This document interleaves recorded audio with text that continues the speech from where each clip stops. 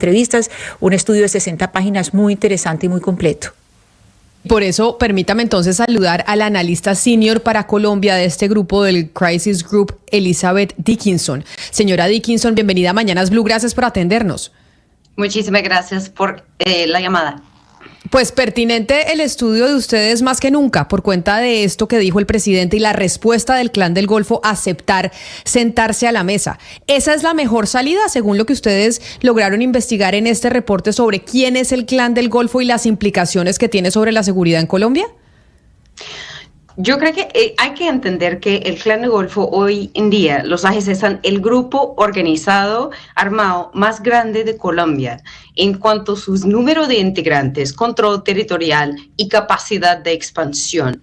Ese grupo tiene una capacidad de expansión bastante fuerte. Están expandiéndose en al menos 10 fronteras abiertas en 10 departamentos de Colombia, enfrentando en contra o los demás grupos armados o el mismo Estado. Entonces, eso representa un riesgo enorme para la paz total, porque los demás grupos que sí están sentados en la mesa con el gobierno se sienten debajo de una presión militar por parte del Clan del Golfo.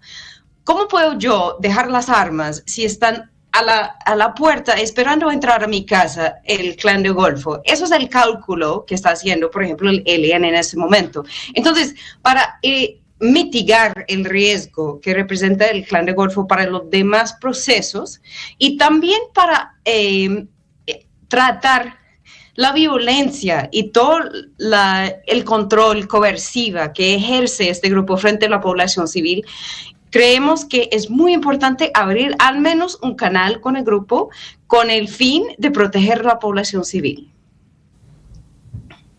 Entonces, cuando usted nos dice que este es el grupo más grande y legal que hay en nuestro país, quiere decir que si el presidente no les hubiera hecho la propuesta y ellos hubiesen aceptado, como esto pues que pasó hoy, que aceptan esta propuesta de irse a la mesa, la intención de una paz absoluta en Colombia es imposible. Es decir, la negociación más importante, más que incluso la del ELN, es la del Clan del Golfo que se está planteando hoy en Colombia.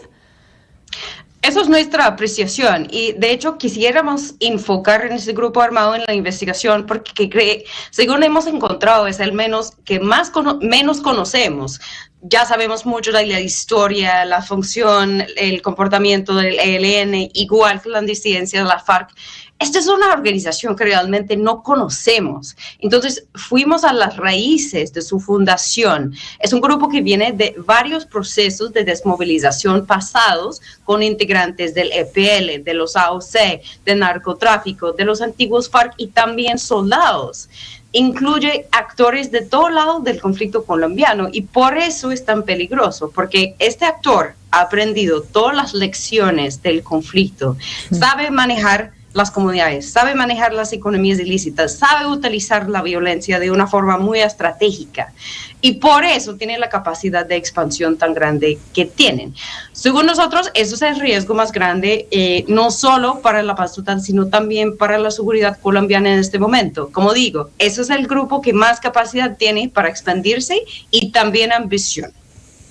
Sí, claro, y además ustedes ahí lo dicen, pues como viene de reclutar por todos lados, porque viene de reclutar todo, es como un reciclaje completo. Si uno estuviera hablando de una empresa, es una empresa con una curva de aprendizaje increíble, porque trae los aprendizajes de todos los otros grupos y lo conocen muy bien. Pero mire, señora Dickinson, a mí hay algo que me impresionó mucho de este informe, y es que ustedes dicen que ellos reclutan mujeres, pero reclutan mujeres no como guerreras, reclutan mujeres como novias. Entonces esto es esclavitud sexual, estamos hablando de esclavitud sexual y estas novias son menores de edad.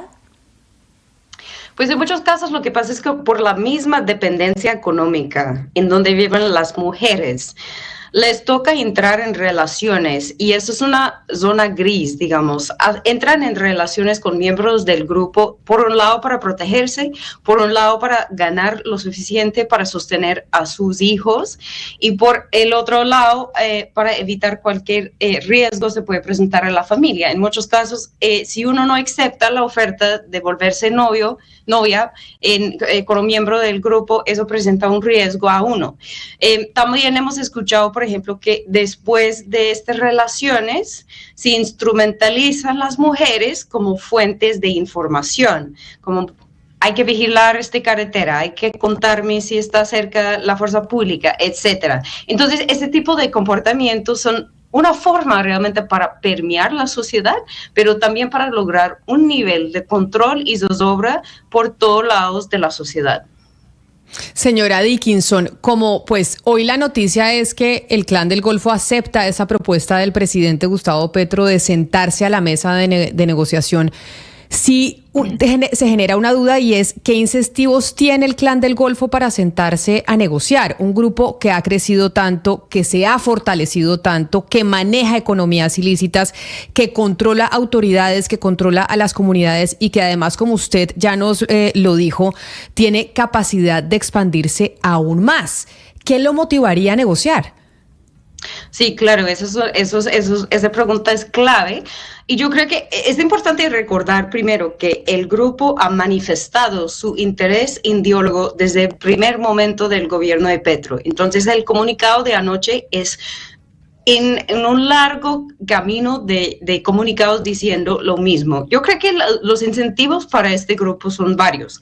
Primero, es digamos, la legitimidad de entrar en un proceso de negociación, tales como los demás grupos que tienen presencia en Colombia. Segundo, ellos quieren es un cese al fuego, porque claro, hoy en día ellos están peleando, por ejemplo, en territorio con ELN. Si entra el ejército a controlar la situación, el ejército solo puede atacar al ELN, a los AGC. No pueden atacar al ELN por el cese al fuego. Entonces, el desavantaje que ellos tienen en el conflicto da que hay un incentivo para que ellos buscar un cese al fuego con el gobierno. Eso no lo podemos regalar. Eso es algo que no puede pasar. No puede volver a pasar que hay un cese al fuego con los AGC sin que ellos hacen unos compromisos concretos para proteger la población. Entonces, nuestra sugerencia, digamos, la recomendación que tenemos en el informe es entrar en un diálogo con el propósito único de mejorar la situación para las comunidades, bajar los niveles de violencia, asegurar compromisos para dejar de confinar, dejar de amenazar a los líderes sociales, dejar de poner reglas en la vida social. Y con estos compromisos tal vez se puede contemplar una inclusión más holística en el proceso de la paz total. Pero hay que ver gestos concretos que realmente cambien las condiciones para las comunidades. Pero entonces, señora Dickinson, lo que usted dice es la motivación que podría tener el Clan del Golfo hoy diciéndole sí al presidente Gustavo Petro, aceptamos su propuesta de sentarnos a la mesa, es intentando motivar un cese al fuego para fortalecerse más. Y entonces lo que tiene que asumir el gobierno nacional es no caer en esa trampa. Se sientan a la mesa, pero la recomendación que hacen ustedes desde el Crisis Group con todos los estudios que han realizado es no se puede acceder a un cese al fuego porque eso lo que haría es fortalecer aún más a ese grupo al margen de la ley que hoy es el más grande del país. Precisamente, y ahora tenemos otra coyuntura importante, que es que entendemos y nuestra apreciación es que realmente sí hay líderes dentro del grupo que tienen interés en desmovilizarse, sobre todo los que tienen cargos largos en la fiscalía, que tal vez se puede dar unas verdades en cambio de unas sentencias reducidas. Eso es algo que tiene que venir del Congreso, de un nuevo marco jurídico, pero esa idea, digamos, de cambiar verdad por reducción de penas, sí les interesa a diferentes miembros del grupo. Igual, yo creo que hay muchos miembros del grupo, digamos, de las filas, los muchachos que entraron tal vez sin saber realmente de qué se trataba, que quieren volver a sus familias, quieren volver a ver sus hijos. A ellos también les interesa una propuesta de desmovilización. Entonces, hay que explorar esos temas. Es posible que en esta coyuntura, donde estamos en diálogo con otros grupos armados, donde hay la posibilidad de sentarse, se puede buscar eventualmente una desmovilización de la mayor parte del grupo armado, lo cual sería muy poderoso, tendría un impacto impresionante en territorio. Pero entonces ahí le pregunto qué capacidad tiene el gobierno del presidente Gustavo Petro actualmente de negociar con el Clan del Golfo cuando la política de la paz total pues está pasando por una crisis bastante importante por cuenta de las negociaciones con el Estado Mayor Central de las FARC y con las disidencias de las FARC también, con el ELN. No estamos pasando por buenos momentos en esas mesas de negociación. ¿Qué capacidad tiene de sentarse ahora con este otro grupo al margen de la ley el gobierno del presidente Petro? No, de acuerdo, y requiere una formación y un equipo que está enfocado precisamente en el tema. Hay que armar estas conversaciones con mucha intención, no se puede improvisar. Entonces, claro, puede que toma un tiempo para armar una estrategia, un enfoque gradual para buscar compromisos, construir la confianza. No es algo de noche a la mañana. Pero yo creo que con el nuevo alto comisionado para la paz tenemos la oportunidad, porque el nuevo alto comisionado para la paz está muy enfocado también en lo regional. Eso es algo muy importante. La costa atlántica hoy en Colombia se siente abandonado por el proceso de la paz total. Cuando yo visito las comunidades donde tiene presencia este grupo, nos dicen, pues aquí como no tenemos ELN, no les interesa al gobierno prestar atención a nuestras problemáticas. Eso es muy grave. Eso es muy grave, que ellos se sienten que no hay ojo puesto sobre su situación tan grave. Entonces, tal vez vale un enfoque regional para entender las dinámicas específicas del conflicto, que están muy variadas por toda la costa atlántica y también el Chocó. Mirar dónde se puede enfocar, qué se puede mejorar en cuanto al acceso humanitario, el acceso a los funcionarios del Estado, servicios del Estado, reducción de violencia, ir con este enfoque, teniendo en cuenta que la población en la costa atlántica está sufriendo debajo el mismo problemática de conflictividad que los demás partes del país que tienen presencia de grupos guerrilleros. Claro, pero insisto entonces también en mi pregunta yendo un poco más allá. ¿Qué capacidad tiene de negociar el gobierno actualmente cuando ellos en el Clan del Golfo están buscando reconocimiento político, de estatus político, y por eso pues ellos se autodenominan las autodefensas gaitanistas de Colombia y no el Clan del Golfo, cuando el gobierno no está ofreciéndoles o no pareciera ofrecerle reconocimiento político, sino simplemente sometimiento? Y ese sometimiento pues parece muy lejano porque llevamos nosotros en medio de la negociación de la paz total con los otros grupos, 1 año y medio, pues tratando de presentar esa ley de sometimiento al Congreso y nada que ha pasado. Entonces, ¿qué les puede ofrecer el gobierno nacional a los integrantes del Clan del Golfo? Ahora hay un borrador de ley que se encuentra ahora debajo de consideración, que entendemos que tiene más posibilidades en cuanto a sacar los votos necesarios. Entonces, requiere un trabajo conjunto entre el gobierno y miembros del Congreso para primero explorar el interés del grupo realmente a sentarse a contemplar estos temas. Eso es muy clave para entender qué requiere ellos para considerar una desmovilización. Por eso es fundamental abrir un canal. Segundo, yo creo que la decisión sobre el tema, si es político, si no es político, qué tipo de grupo de negociación podemos armar, eso es decisión del Congreso y de la Corte. No tiene que ver con el gobierno actual, la presidencia. Eso es algo que la Corte Constitucional y el Congreso tienen que decidir. En cuanto a la capacidad, como vuelvo a decir, requiere un equipo que solo está enfocado en este tema. Nuevos personajes, expertos al tema.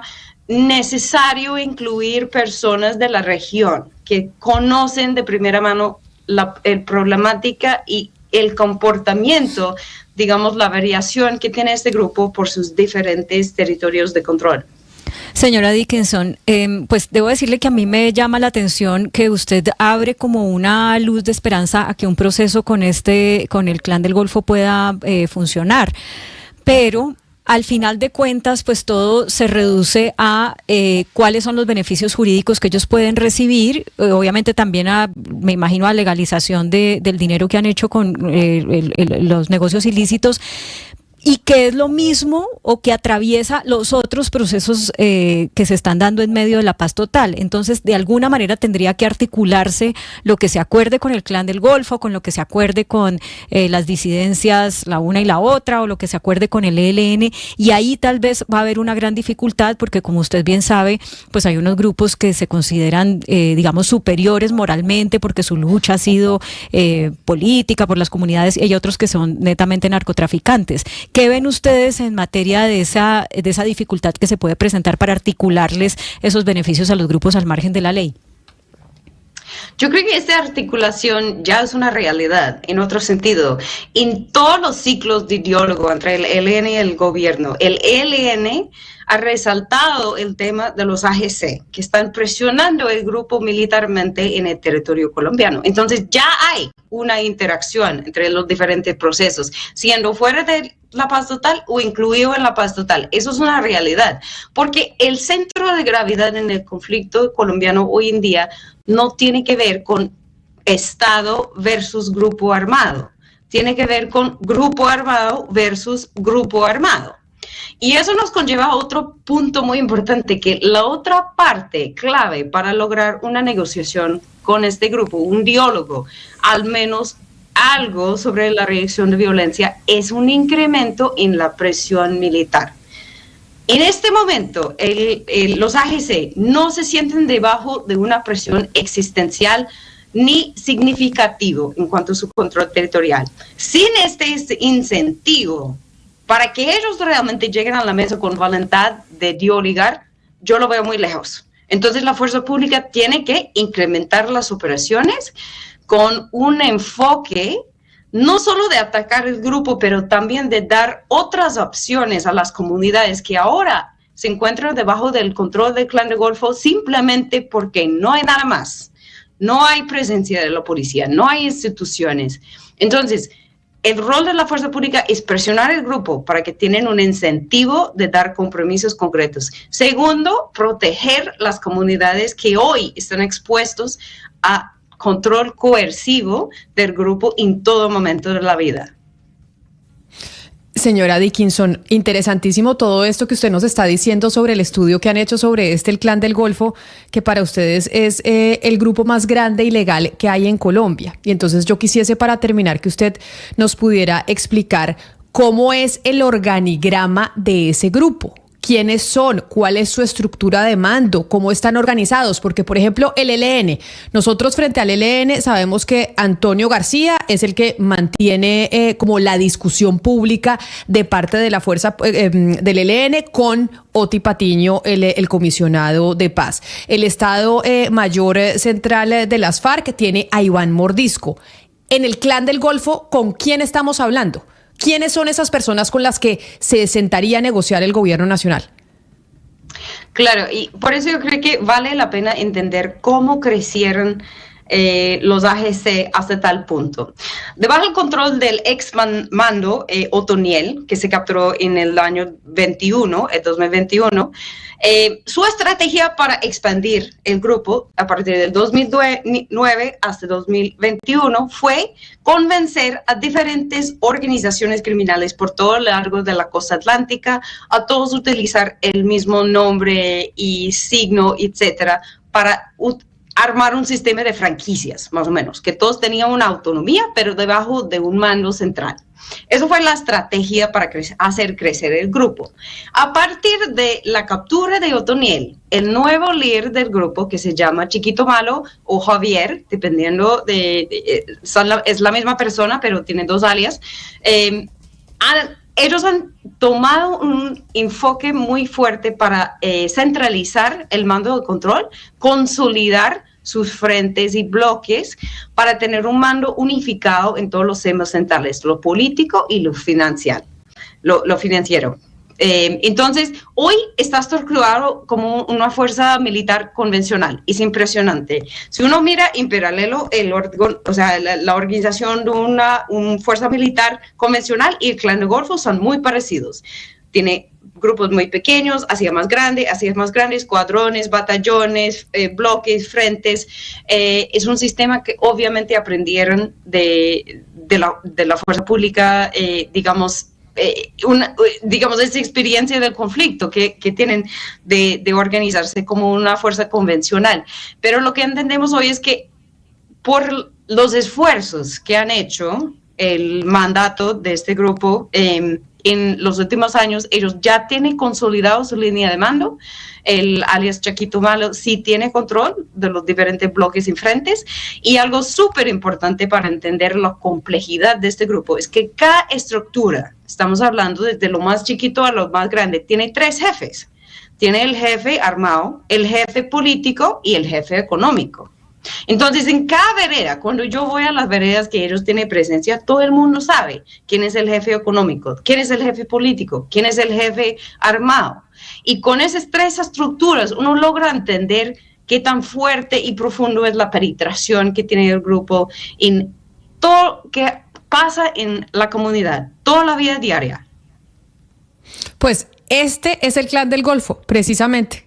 Doña Elizabeth Dickinson, analista senior para Colombia de Crisis Group, mil gracias por hablarnos de esta investigación que a ustedes les tomó un año, este reporte que habla precisamente de quiénes son los del Clan del Golfo, aquellos que aceptaron esa propuesta del presidente Gustavo Petro de sentarse a una mesa de negociación. Mil gracias por haber estado con nosotros estos minutos en los micrófonos de Blue Radio. Muchísimas gracias por la invitación. Un saludo especial. Y así nosotros llegamos al final de esta emisión de